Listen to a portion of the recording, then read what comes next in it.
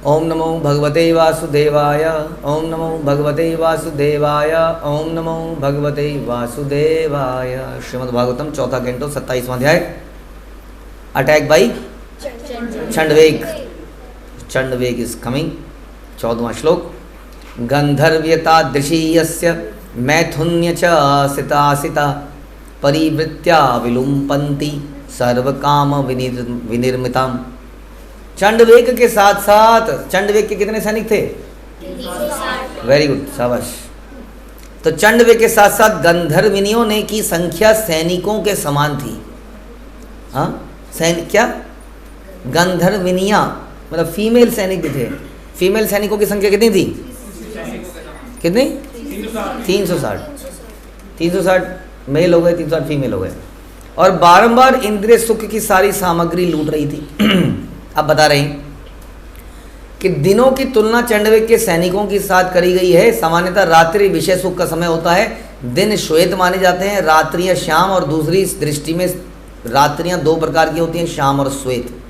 ये दिन और रात मिलकर दोनों हमारी आयु को क्षीण कर देते हैं। तो 360 दिन और 360 रातें। हाँ, हम कहते हैं ना कि हम जा रहे हैं ट्रिप में। हाँ, 2 night 3 days stay in the hotel. हाँ, वट एवर। तो नाइट एंड डे अलग अलग चीज़ें हैं ना। तो ब्रह्मा जी का जैसे हम बोलते हैं इतने दिन हैं, उतने ही ब्रह्मा जी की रातें हैं। रात कोई कम है? रात कितनी लंबी होती है पूरे दिन में? हाँ, लोगों की 1/3 तो नाइट ही होती है। हाँ, आप लोगों की भी 1/4 नाइट तो होती है। हाँ, तो नाइट बहुत लंबा समय है अपने आप में। तो यहाँ बता रहे हैं कि 360 दिन थे, 360 रातें थी। ये दोनों मिलकर हमारे जीवन से समय लूटते हैं। बल्कि रात्रि तो बड़ी खतरनाक है, क्योंकि लेटे लेटे सोए सोए आयु खत्म हो जाती है। हाँ, यही तो हम चर्चा करते हैं कई बार। ये अगर ज़िंदगी की उम्र 100 साल मान लें तो 33 साल सोने में उम्र कम हो जाती है। बताइए, इतनी छोटी उम्र में 33 साल सोने में ख़त्म हो जाती है, जिसमें आदमी को कुछ नहीं पता उसके बारे में। तो इस तरह से ये बता रहे हैं कि ये दिन तथा रातें मिलकर हमारी आयु को कम करते हैं। भौतिक कर्म का अर्थ है इंद्रिय तृप्ति के लिए वस्त्रों का निर्माण। विज्ञानी शोध में रत हैं कि हम अपनी इंद्रियों को कैसे ज़्यादा से ज़्यादा तुष्ट कर पाएँ। उसके लिए वैज्ञानिक लोग अलग अलग चीज़ें बना रहे हैं। बताइए क्या क्या बनाई उन्होंने? How to satisfy our senses. उसके लिए हाँ, mobile, air conditioner, sofa, TV, cooler, हाँ, कार,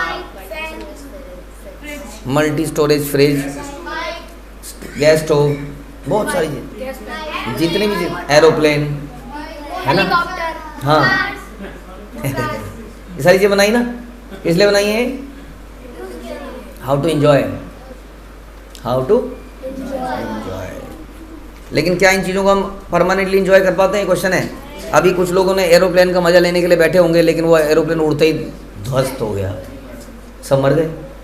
हमने कार बनाई कि हम मज़े करेंगे, लेकिन कार का एक्सीडेंट हो गया, सब मर गए। है ना। खतरा कितना है?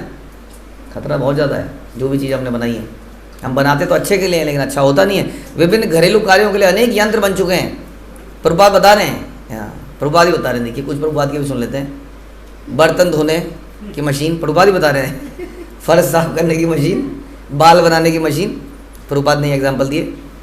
इंद्रिय तृप्ति की सारी सुविधाएं श्लोक में सर्व काम विनिर्मिताम के रूप में वर्णित हैं, किंतु हाल इतना प्रबल है कि न केवल हमारी आयु कम होती जा रही है, बल्कि इंद्रिय तृप्ति की सारी मशीनें सुविधाएं भी क्षीण होती जा रही हैं। कर नहीं पा रहे हैं उससे कुछ। कार लेता है आदमी, बड़ी बढ़िया कार, जो कुछ ही सेकंड में 150 की स्पीड पकड़ ले, फिर वो सड़क ढूंढता रहता है, कोई तो ऐसी सड़क मिले जिसमें हम चला पाएँ। फिर उसको यमुना एक्सप्रेसवे वगैरह कहीं मिलता है। हाँ, और पागल सा हो गया आदमी। शुरू में जब यमुना एक्सप्रेस आया, उसको लगा उसकी आध्यात्मिक इच्छा पूरी हो गई है। ऐसी गाड़ी चलाई लोगों ने उसमें कि धमाधम एक्सीडेंट। रोक ही नहीं पाया अपने आप को कि ऐसी सड़क कभी देखी नहीं थी। हम सड़क देख के खुश हो जाते हैं, नहीं?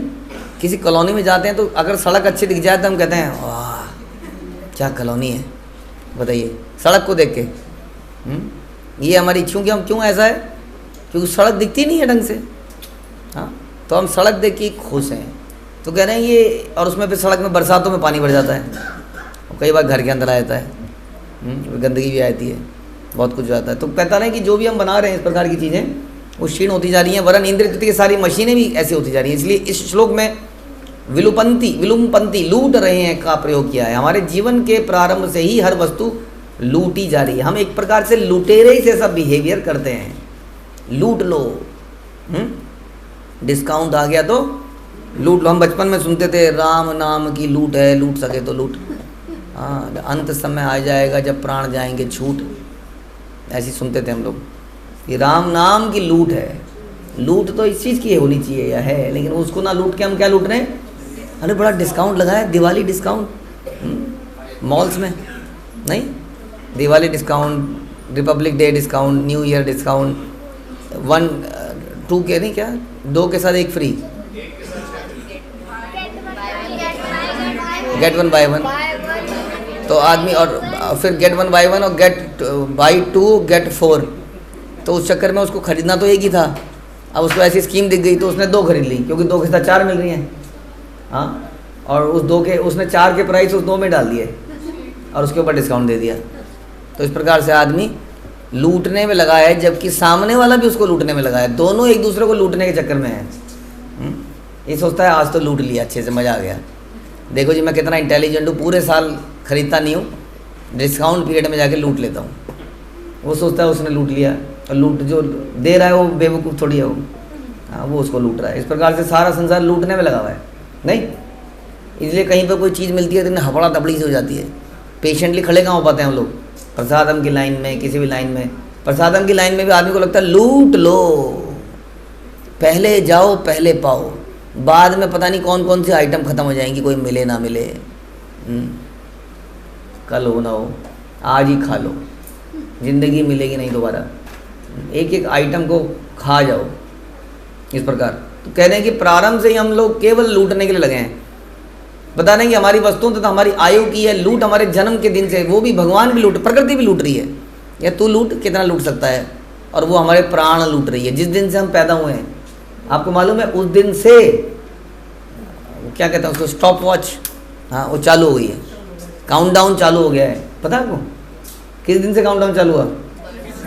जिस दिन से। ऐसे कैसे? काउंटडाउन तो बुढ़ापे में चालू होना चाहिए कि मरने वाला है, नहीं, उसी पहले दिन से, पहले क्षण से ही उसके जीवन की आयु कम होने लग गई, तो काउंटडाउन चालू हो गया, लूटना चालू हो गया। एक दिन आएगा जब मृत्यु सबका सफाया कर देगी और जीव को जीवन का नया अध्याय प्रारंभ करने के लिए नए शरीर में प्रवेश करना पड़ेगा और भौतिक भोग के इस चक्र को फिर से चालू करना पड़ेगा, फिर से वो किसी दूसरे उसमें जाएगा, हाँ, और कहीं चला जाएगा और किसी देश में।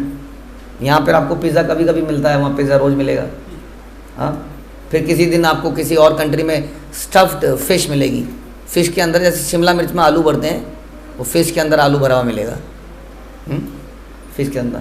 और आपको यहाँ पे जैसे कुरकुरे मिलते हैं, बिल्कुल कुरकुरे, करारे कॉकरोच, हाँ, समबडी टोल्ड मी कि कॉकरोच की भी एक डिश है, उसको माइक्रोवेव में उसको करारा हो जाता है, एकदम कच्चर कच्चर करता है, कच्चर कच्चर कॉकरोच चिप्स। तो ऐसे चीज़ें वहाँ अलग अलग कंट्रीज़ में अलग अलग उनके डिशेज़ हैं, तो मिलेंगी अलग अलग, हर जगह पर अलग प्रकार के भोजन है। आपको पता ही नहीं चले, इससे पहले कि आप समझोगे बूझोगे तब तक तो आप कितने खा चुके होगे, नहीं 5 6 7 8 साल तक तो आदमी को होश ही नहीं है कि वो खा क्या रहा है।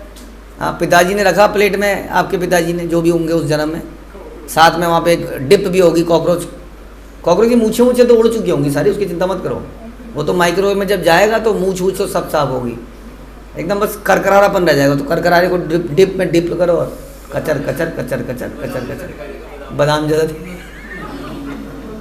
पंख भी उड़ जाएंगे ना, पंख खत्म हो जाएंगे उसके, रोस्टेड।